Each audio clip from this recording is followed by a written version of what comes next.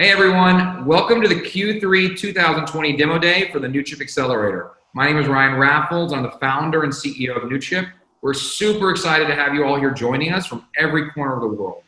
Our portfolio companies and founders have put in so much effort into this global multi-day event, and we are so thrilled to have you presenting today and viewing our companies. For all of the investors joining us, we hope that you'll invest in all of our accelerator companies. And if you're a startup, we hope that you learn from this unique experience and get to feel something out of these startups and really understand how the market's moving post-COVID-19.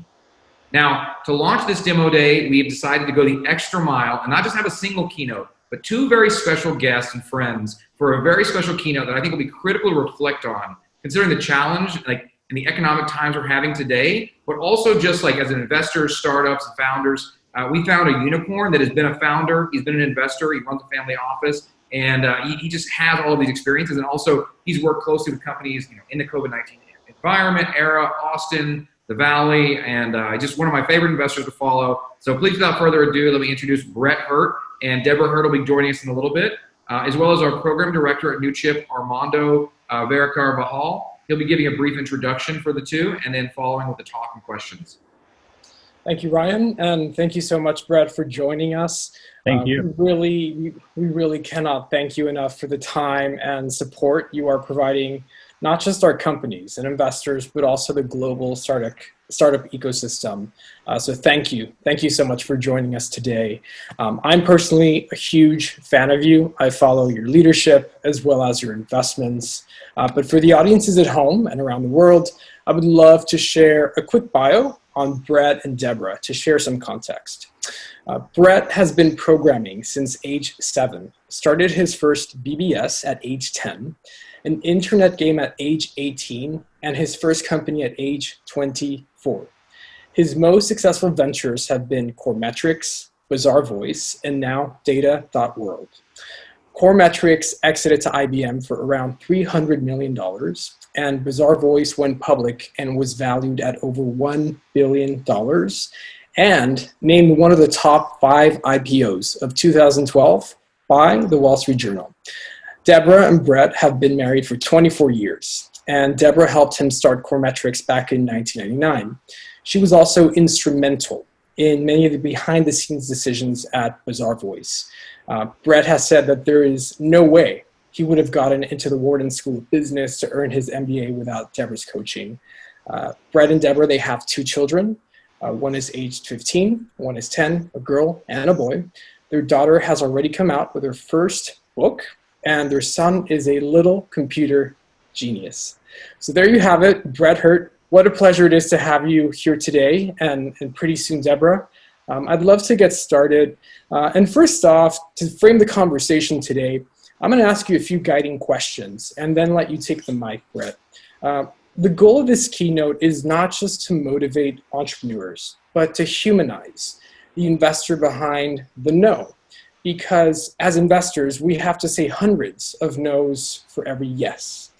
What we want to do here is we want to peel behind not only the success on the investor and entrepreneurship, but also show investors watching at home, as well as founders, what it's actually like for you.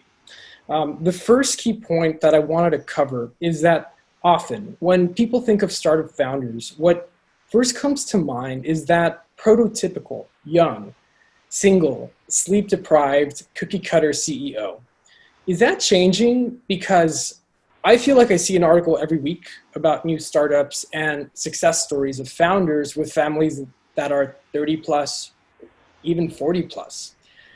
Brett, what do you think about that, and what has your experience been on the investor side? Yeah, so thank you, first of all. It's a real pleasure to be here. That really is a myth. Everybody likes to romanticize about Zuckerberg dropping out and Bill Gates dropping out and Michael Dell dropping out here in Austin.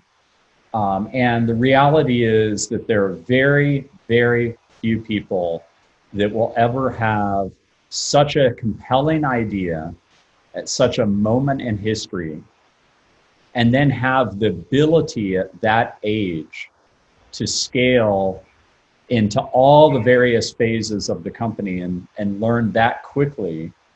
And that's just, it's almost unheard of. So, if you compare yourself to that, you're probably going to be sorely disappointed. And that's just not the reality. The actual reality, as I learned at the Wharton School when I was earning my MBA, and there were countless numbers of people coming to speak to us that were successful entrepreneurs, and they were trying to motivate us like I'm trying to motivate the people watching this. That's why I'm doing this. I'm doing this to honor the many people that have motivated me over the years. I'm a product of many people that have invested in me, including people that don't even know that they invest in me because they were selfless to go to, Wharton or UT Austin and present to me and motivate me.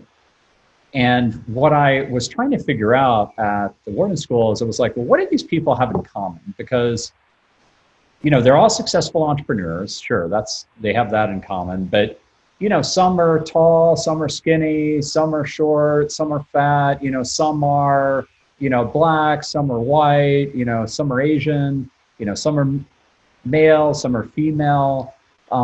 Some act more like a professor, others act more like a jock. I was like, what is it that these people have, how are they, what do they have in common? And their ages varied widely. As you'd have some that would come in that were very young and some that would come in that were in their 50s or 60s. And the only thing that I could figure out that kind of unified them in a common thread, and it's the number one thing that I look for when I'm investing in a startup and an entrepreneur, is they were all incredibly persistent about whatever their cause was. Incredibly persistent. And most of them were also incredibly passionate about it too. And the reason I say most, and I mean by most, I mean like 95+%, is that I got this one time where the founder of Staples came in to Wharton. And this was after I graduated, and I was presenting now at the Entrepreneurship conference, and he was also presenting there. And he said, passion's overrated. Everybody says you've got to be passionate. I was never passionate about staplers. What I was always passionate about is just like maximizing the business opportunity in that massive market and meeting the customers where they were and all that. And I was like thinking to myself, well, you're still describing passion. You're just saying you weren't passionate about the product. But he had all these quips where he said, I'll show you 1,000 entrepreneurs that are bankrupt because they're passionate about golf and they open up some small golf retailer and it didn't work out. And, yes, okay, so they didn't have the big market opportunity and everything else, but at least they tried, at least they tried to exercise their passion. So, you need to get these myths out of your head. There are many examples of entrepreneurs that are successful at my age and older. I'm 48. And the company that's going public this year is a company named Snowflake. It's the fastest growing software company in the past 3 years. It just raised at a $12 billion valuation. The most conservative projections for its IPO in Q3 or Q4, whenever it happens, are somewhere between 20 and 25 billion. It's the leading data warehouse in the cloud. It's an improbable story. They were competing against AWS and Microsoft Azure from the beginning. And they were only on AWS, hosted on AWS for many years. And it's led by people that are all older than me. And it was started by people older than me. It was started by people that are industry veterans in the data warehousing and data space and B2B space. So, there are massive market opportunities for people of all ages. And it really feels like a miracle when you're successful at the startup. There's lots of chapters in my book about how to make it not as risky as the metaphorical, like you jump off the cliff and you build your wings on the way down. That's complete bogusness. That is not accurate at all. The most successful entrepreneurs I've ever met are people that are very planned, that, yeah, sure, they've got persistence and they've got the chutzpah to go out there and do it, but they're very planned and they do a lot of research before they start a business. For Coremetrics, Bazaarvoice, and now data.world, my sixth business as an entrepreneur, I did, with the teams about 4 to 6 months of research per business idea before even starting it to make sure that it was the right idea. And how did I do that? I went to go talk with people in the industry. I went to go talk with potential customers. I went to go talk with potential partners. I talked with industry analysts to make sure that this is something that was well timed. And timing is the most important aspect for whether or not a business is going to be successful. Team matters, yes, but if you've got the right market timing, it can just be really, really amazing. That's amazing. And I think how you mentioned the passion, the persistence, but also the ability to calculate the potential risks for what is an inherently risky, risk-fraught venture entrepreneurship. I'd like to hone in a little bit more on your education. You mentioned that you studied at the Wharton School. Why did you choose to pursue entrepreneurship, along with all of the risks and challenges that follow, instead of obtaining a secure and stable job after your MBA at Wharton, perhaps like the rest of your peers? Yeah, for me, it was what I was born to do. I just didn't realize it until later. Like, I grew up, as you said, programming since I was 7. I found my passion very early on. My blog is called lucky7.io. It's named as a tribute to my amazing mother, who bought me my first computer at age 7, learned how to program with me, and then had the willpower to say, let him just do that over 40 hours a week because he's found his passion. And I grew up here in Texas, in Austin. I'm actually an Austin native, where my extended family around the Thanksgiving table would say things like, Brenda, you're ruining your son. All he knows how to do is program. He doesn't know how to play football. He doesn't do anything else. All he does is program. And she would say, leave him alone. He's found his passion. I got picked on a lot as a kid for my passion because it was very weird back then. Now it would be cool, but back then it was very strange. And so, so I grew up that way. I started my first bulletin board system at 10, as you said. I started my first internet game at 18. So I was actually starting ventures when I was young. They just never were for profit. My internet game became supposedly the most popular internet game in the world by the time I was 20. The code, actually, I found out about 10 years ago, became the foundation for World of Warcraft. I never made a dime on it. I knew that because the guy that ran the game post me was one of my players, and we all ran it just for fun. We never made any money. And he said that they had taken the code, and he had taken the code when he went to go work for them. And they used that as much of the foundation. And I thought, well, how cool is that? But, it's all just a labor of love. And so it wasn't until I was out there in the working world where I realized, I really should be an entrepreneur. And I had that epiphany. My parents were entrepreneurs from the time I was born, but they were a different type of entrepreneur. They were what I would define as kind of the classic lifestyle entrepreneur, the bootstrapped entrepreneur. They went into retail they looked at starting a restaurant, they looked at starting a hotel, and they decided on retail because they wouldn't have to work as hard. Like with a hotel, you have to work round the clock, restaurant, pretty much round the clock. And they wanted to have an easy life. And they structured a pretty easy life for themselves. Doesn't mean there weren't hard times, or many times they almost went bankrupt. I remember those times really well around the kitchen table. They were really scary to me as a child. But, it's kind of in my blood, so to speak. And the reason I went back to Wharton and stopped working at Deloitte Consulting is that, and I was the first in my family, I think, to get an MBA, by the way. I have a very strong academic background as a family, but none of them got their MBA. Like my mom graduated #1 at UT in her class in 3 years, and she got 2 majors. My grandfather taught advanced mathematics at UT for his whole career. He put himself through school. He grew up during the Great Depression, where his father deserted the family, and he had to help his mom raise his siblings, which is really hard. He came from a really, really hard life. But nobody had ever gotten their MBA. And what I wrote all my essays about to get into the Wharton School was how I really wanted that to be a catalyst to start my own business, follow in their footsteps, but do something much bigger, something that really impacted the entire world. And I'm proud to say that's what I've done. I mean, it's improbable. When I got married, I had $1,000. Debra had $2,000. We got married at 24, and I always joked with people that I married the wealthier, older woman. She's 6 months older than me. And, she's invested in me. Like you said, there's no way I would have gotten into the Wharton School without.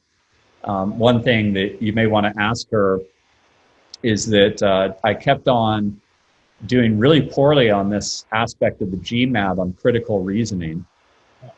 And Debra was just like, why can't you get this part right? What's wrong? And so I said, okay, well, if you're so smart, I was, kind of pissed off because I was like trying so hard. I said, I'm just going to read you these questions. I was reading them to her with the answers. She wasn't even looking at a page. And she said, oh my gosh, this is the answer. And she kept saying that over and over again. And she was right every single time, which I thought was just incredible, that every single time she was right. And so she would have gotten 100, perfect score on that part. And I said, well, what am I doing wrong? She says, you're overthinking it. You need to go with your gut more. And I started to do that. And then I performed near, the top at the GMAT. And that's the only way I got into the Wharton School. Because when I got in, it had been rated the #1 MBA program for 6 years in a row by Business Week. And so it's super hard to get in. So I felt, really lucky with that. So Brett, I mean, you talked a little bit about your MBA education at the Wharton School, one of the most prestigious MBAs to date. How essential was higher education for you to become that successful entrepreneur that you are? And I ask this in the context of entrepreneurship today, where a lot of the status quo or establishment for entrepreneurs and startups says you don't need education to be an entrepreneur or to launch a startup, go public, have an exit. What are your thoughts on that? Well, so I think for me, it was incredibly important. Like for me, going to Wharton was a transformational experience. And one of the things that I did after Bazaarvoice went public is for a while, I went to go work at UT events. And I was really trying to motivate a lot of young people there. And I was also trying to kind of follow in my grandfather's footsteps a bit and just see what it would be like to work on campus. And I really enjoyed it. I didn't enjoy it as much as being an entrepreneur and investor in entrepreneurs, but I enjoyed it a lot. And one of the things that would always happen with that is some of the younger students would come up to me. They'd be a sophomore, for example. They'd say, hey, I'm going to drop out of UT. I have this amazing idea. I'm going to follow in the footsteps of Michael Dell. And I would say, look, I really love your ambition. Let's talk about your idea. And I would ask them some probing questions like, how much revenue are you making on it at this point, et cetera. And then I would just tell them a story. And I would say, besides the romantic nature of the Michael Dell story, let's look at the reality. The reality is that he wanted to drop out. And he went to his parents and said, I'm going to drop out with my computer company selling, computers. His parents were doctors, so they didn't really understand it. But at that point in time, maybe he was selling $100,000 worth of computers. And his dad said, okay, Michael, I'll let you drop out if this summer you can sell $400,000 of computers. It's something like that, $400,000 of computers. And he was just making up a number, right? Something fantastical. And I think that summer he did more than twice that. And his dad said, okay, you can drop out. So I would tell them that story because, that's how good it was, right? It was good enough it was a good enough trade that it was better than school. And Zuckerberg, you know, Facebook was taking off like a rocket ship, you know, when he dropped out. So I'd be like, look, you're in an ultimate learning laboratory. There are entrepreneurial courses surrounding you. There's the smartest people, you know, you potentially are ever going to be around here on campus. There are all these entrepreneurial clubs. I'm like, you're in an environment where you can't fail. Like, you can try anything you want. And if you find something that is growing so fast that it's worth it, then drop out. But don't take a risk that you don't have to take. I personally have not taken risks that I don't have to take. They've been very studied in terms of what I've thought I want to start and then validating it. And even then I was, you know, wrong sometimes about the timing, it being a little bit too early and everything else. But at least I did a tremendous amount of homework, talking with the market and everything else. Like I said, reducing the risk. And there's a chapter in my book, The Entrepreneur's Essentials, which anyone watching this can get for free on Medium. I gave it away for free, just like Seth Godin gave away his first book, The Bootstrapper's Bible, and the authors of the Clue Train Manifesto gave away their book for free. Bazaarvoice is actually named after chapter 4 of the Clue Train Manifesto, Markets or Conversations. Best chapter I've ever read on marketing of any book. And so, you know, I just try to encourage them to do their homework and not just kind of drop out. But for me, Wharton was that place where I really grew into being an entrepreneur. And for me, it was a learning laboratory. You know, there were a bunch of different things that I started while I was there. They were all small and bootstrapped. You know, there was, you know, the first thing I ever started was a consulting firm doing technology development, a lot of early web applications and things of that nature. And it was because I had that skill set and I was able to make a lot of money per hour. You know, it was very unusual to me that I was able to make, you know, $200, $250, $300 an hour doing these projects. I started to employ a lot of Wharton undergrads. And that was never a business that was going to be a change the world business. It was one where it could have been a nice, you know, consulting business that I could have grown for decades, but it wasn't the big idea. And I was looking for the big idea. And ultimately, when Debra and I started our e-commerce site, that led to the big idea of Coremetrics, because we needed to have web analytics to really understand what people were doing while they were shopping on our site. And that led to the idea behind Coremetrics, which grew into a big global company. And then that led to Bazaarvoice, which was a dream come true. And all of that's led now to data.world and the great journeys we get to go on alongside many entrepreneurs as we invest in them and hope to help them like we've been helped and so many have helped us. That's amazing. So take the risks, but also measure those risks and education. Don't be a daredevil. You know, there's no reason to try to jump that bridge. You know, there's a great TED Talk that I would recommend. Debra and I were actually there for it live.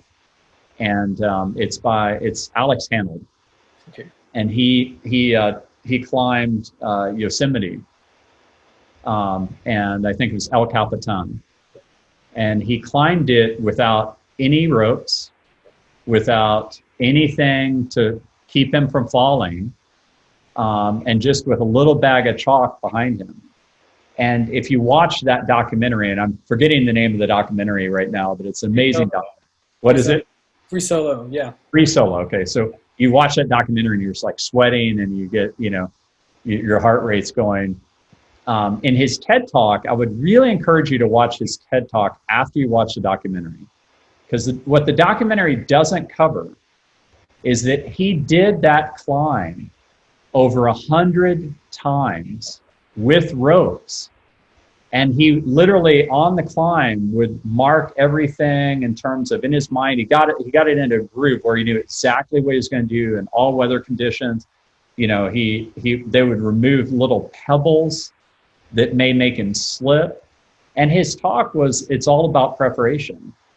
And that's true as well. That's the point I'm making about startups, is that it requires a tremendous amount of preparation to do it right. And you're not just being this daredevil. It's not like Alex Honnold just is like, I'm going to climb El Capitan. I'm going to do it, this first time and do it perfectly. If he did it like that, he'd be dead. Right. Because, at least in startups, we're not going to die. I mean, one thing I like to joke around about is that people in business sometimes have all this war language. We're going to go attack that market and, penetrate this and, we're going to destroy our competition and disrupt everything. And it's all this like war language, but the reality is we're mostly working in air-conditioned buildings with free snacks. So, all that kind of metaphorical stuff, it's very important to survive if you're running a startup, and try to reduce your risk of failing. But you have to realize that you're endeavoring in a very risky thing when you start your own company. And you have to have, if you're married, you have to have a spouse that really knows and signs up for that journey. And I was very lucky to have Debra from the beginning that understood that. I think part of the reason she understood that, it's obviously a wiring thing, but it's also the fact that her dad was an entrepreneur and she had learned from that, like I learned from my parents, and she knew that there are ups and downs with it. Absolutely. And she was extremely resilient. No, I agree. And to sum up what you said, we also have the war rooms, right, where we do strategic decisions in business. Right. To your point about, marriage and Debra being a fundamental component of your trajectory as an entrepreneur, as a society, we often ignore the team, the co-founders, and nearly always the partner in business, and more importantly, life. And specifically, I'm referring to the wives and husbands of entrepreneurs. The fact that you both, Brett, Debra, have been successful together, not just in business, but as investors in your family office, is really one of the reasons that I wanted to have you here on the talk today. For example, Jeff Bezos is globally admired for being the founder of Amazon, but very few people talk about his wife being his co-founder and his rock the entire time, from Amazon's inception to its global grandeur today. A few months back, when they split, the internet and even founders in the startup community acted as if his ex-wife was just simply taking from him, as if she hadn't already been a successful co-founder, wife, and business partner of Jeff for years alongside him, the creator of one of the most transformative corporations of our time. And what's interesting is that Jeff was quick himself to give her the credit that she was due, but it still culturally doesn't resonate when you mention Mackenzie Bezos as a co-founder at Amazon. Now, Brett, there's a lot of talk about improving the opportunity for women in entrepreneurship. So how do we highlight the work of women better in general, especially the successful women next to the successful men they love in entrepreneurship? Yeah, so there's really two questions there. So let me parse it. So question number one is the role of the spouse, and that makes me very sad that people don't realize what role, maybe some people don't realize what role Mackenzie had in Jeff Bezos' success, and their success, their mutual success. She's now the wealthiest woman in the United States after the divorce, as she has 50% of the assets. And he does honor her, actually. He does talk about how much she helped. So at least he does that. He is, I think, one of the great leaders of our time. But he's ultimately a product of her and that marriage, their products together. And that's very true of me and Debra. I would not be at all here, and I remind Debra of that all the time. She helped me get into Wharton. She helped me start Body Matrix, which led to Coremetrics, which she helped me start. She was very instrumental in the first few years of Coremetrics. She's been incredibly instrumental in the investments we've made in our family office, Hurt Family Investments. We're now in 85 startups in 27 VC funds. She's been huge in that. She's been very helpful to some of the startups. You know, they would definitely tell you that. And she's very humble about it all, honestly. And I'm a product of that. You know, I'm a product of that marriage, and I'm a product of my parents believing in me. And, you know, I told you I named my blog after my mom, who believed in me very early on and realized I had that passion and allowed me to practice that without prejudice. And she does an incredible job with our kids, and I try to be the best dad I can too, and the best husband I can be. And so it's really important to honor that relationship, and it's really important to have what I would say are fierce conversations. And I'm invoking a book by a woman named Susan Scott about starting a business, and what does that mean, and what kind of risk is involved in that, and, you know, is your spouse going to have your back in that? Are they bought into it? Do they realize the risk? Do they like the idea? I mean, anytime I've had to start anything or chosen to start anything, I've done it by making sure Debra thinks it's a good idea too. And there are things that I tried to start that I didn't listen to her on. Like, for example, for a while, I tried to start a VC firm called Hurt plus Harbach. And it was a very dark chapter in my career. And it was because of the fact that I didn't listen to her. She said, you're not going to like being a VC. You're not going to like managing other people's money. And she was right. And, you know, the good news there is I went to our rabbi and I said, gosh, I'm so embarrassed. You know, I've made this big public splash. I'm going to start this. And, you know, I've told everybody and I've put it out there on, you know, the blog and everything else. And, you know, our Rabbi Neil Blumoff said, congratulations, Brett, you figured it out very quickly. And so I wrote this post called Listening to Your Soul, which is on my blog. But I should have just listened to my wife, because if I listened to Debra early on, I wouldn't have started at all. And she was all in with data.world. She was all in with Bazaarvoice, and she was all in with Coremetrics. And so that intuition that your partner has is really important to listen to. And that's been true of our investments as well. So that's part one of your question. Part two is on female entrepreneurship. And we're in a pretty epic rise there. I mean, you know, we live here in Austin. One of the self-made billionaire women in Austin is Kendra Scott.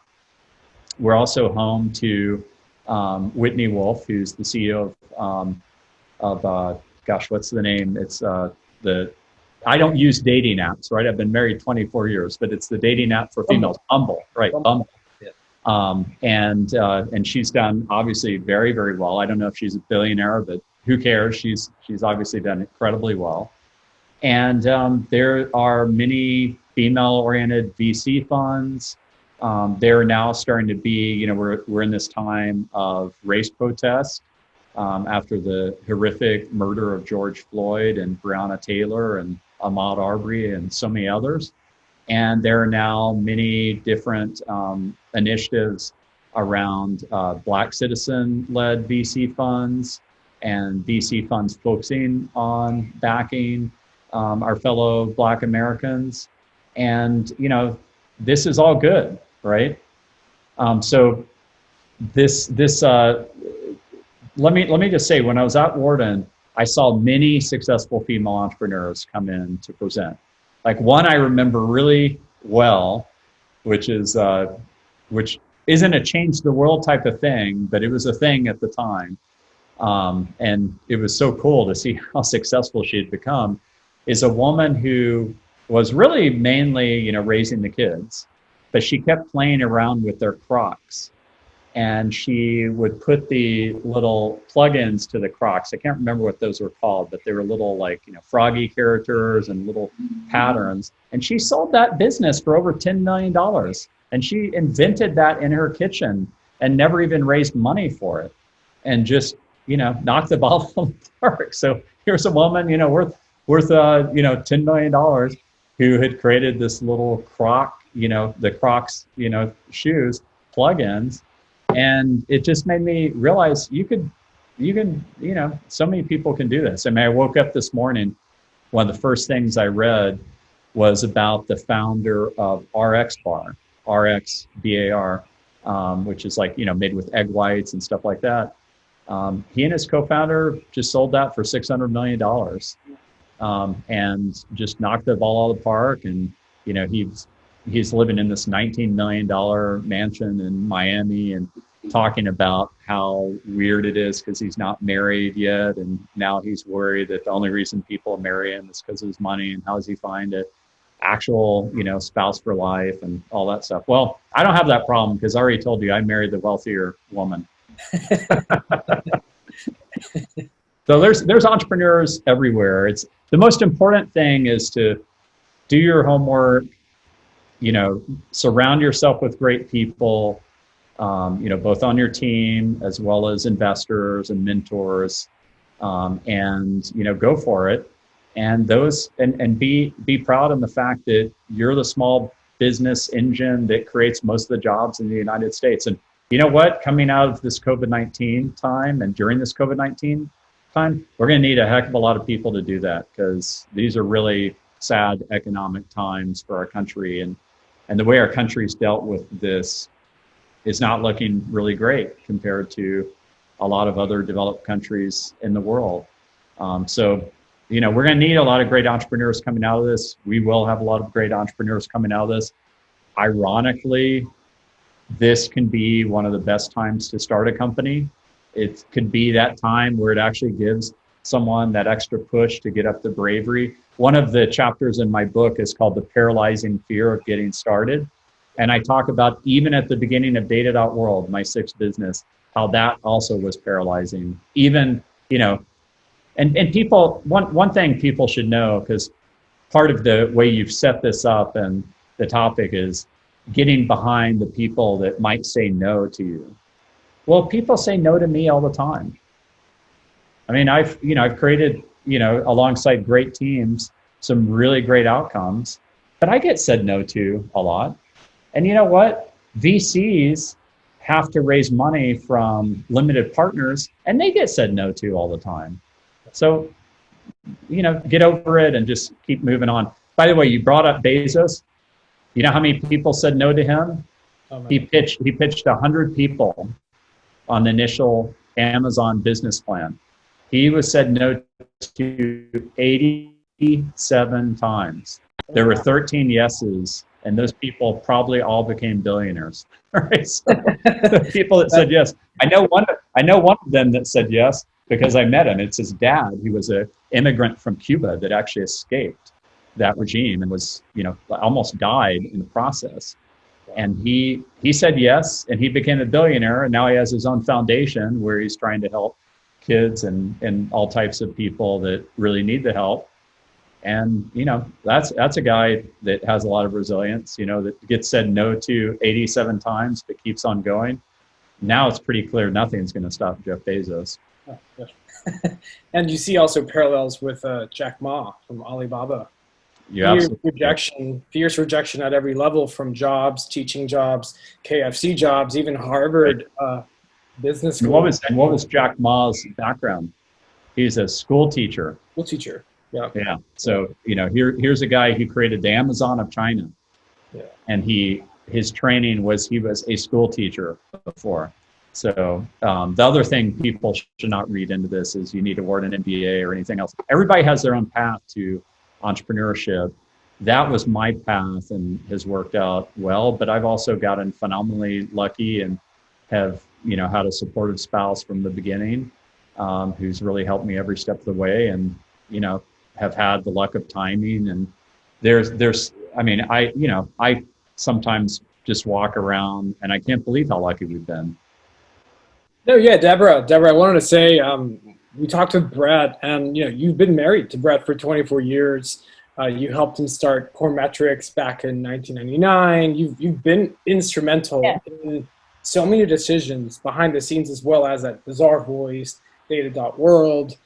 Brett even said, there's just no way that he would have gotten into the Wharton School of Business to get his MBA without your coaching. I remember all the questions. I remember it so clearly. No, I mean, and yeah, he told us all the GMATs and how you kept pushing and pushing and pushing on that. The question that I have for you is, were you okay with your husband's decision with Brett? You know, what was in your mind when the rest of the people in Philadelphia were securing well-paid jobs and Brett was en route into the unknown? You know, he could have gone one path, but he chose the riskiest.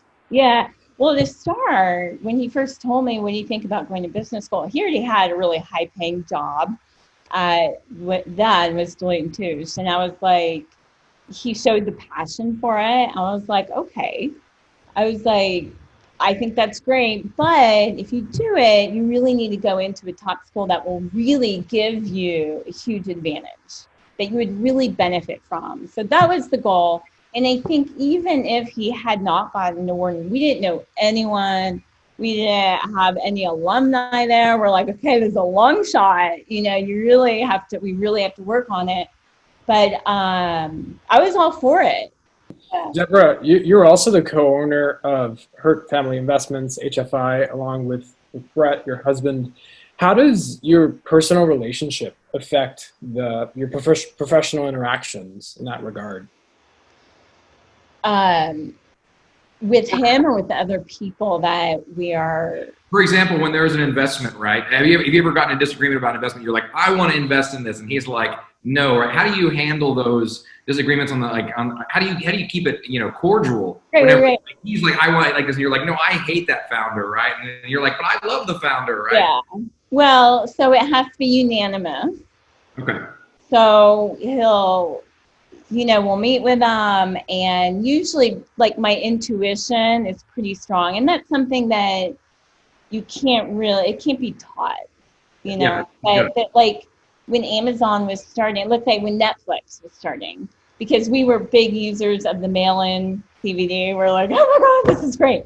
When they started it, I told Brett, I was like, this is the best thing ever. We have to invest. He's like, what? I said, yes, like this is amazing. Well, we didn't have any money to invest in it. And, but it was just intuition. And so with these, he looks more at the numbers, and I'll look at the business idea from all perspectives. And then we kind of, we talk about that and make a decision from there. And it usually has to be unanimous. If he feels really strongly and it's in an area that he has more expertise in, and I can't really measure it, I'm like, okay, then we'll lower the amount that we invest in, so it'll be less risky. Yeah. But if we're both very strong believers, we'll put more in. And usually we'll put more in the people that we've already invested in and they've already had successes. So, so it's pretty easy, actually. Surprising. Do you have any favorites, or because there'll be about 800 VCs watching this? Anyone you want to give a shout out to that you just love? That's tough. I wouldn't want to not include anyone. Check out our website here. Yeah. I'm really happy with the majority of them. I really am. I really like the individuals. One of my favorites, because we're not really in this niche, with all the data and software, is Kavu. Really? Yeah, and I just love Clayton. He's brilliant, and I love his personality, and just he's ingenious of everything. And that's not our niche, but it's so exciting, all the different products. I love it. So, because it's different. Yeah.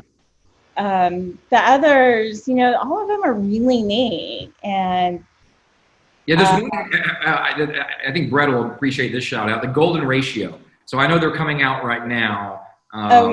And I'm getting ready to try them. Brett's been, talking about it for a bit. I love the branding, the marketing, everything about the product, right? Have you had it yet? I have. My kids love it. Well, that's a win. I love shade grown coffee, and I'm a Rudamaya drinker. Oh yeah. And Oh, so I don't know if you can convert someone like that. Like, I love their branding. I think it's great. But yeah, it's really hard. But here, that's a good example. Brett was really, really strongly like for it.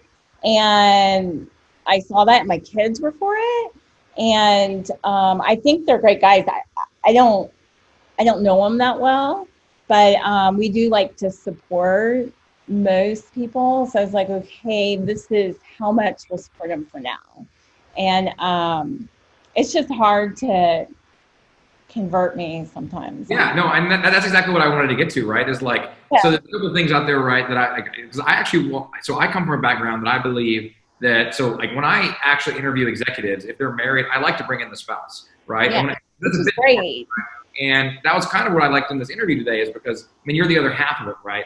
Right. Like Brett wouldn't be here without you on this. And then like, I guarantee a lot of deals he probably would have missed out on because you were like, my gut says yes on this guy. And Brett's like, I don't know yet, right? And part of why he's like, I was so like, he doesn't have a lot of like bad deals or bad mistakes he's made, right? And it's not because it's just a numbers game, right? It's really important. Investors know it's the understanding of the founders. There's lots of gut intuition about it, right? And it's totally like, you should actually be involving your partner in your investments. Some of the best investments I made was with a past relationship, right? Starting a business, things like that. And if you're a CEO, right?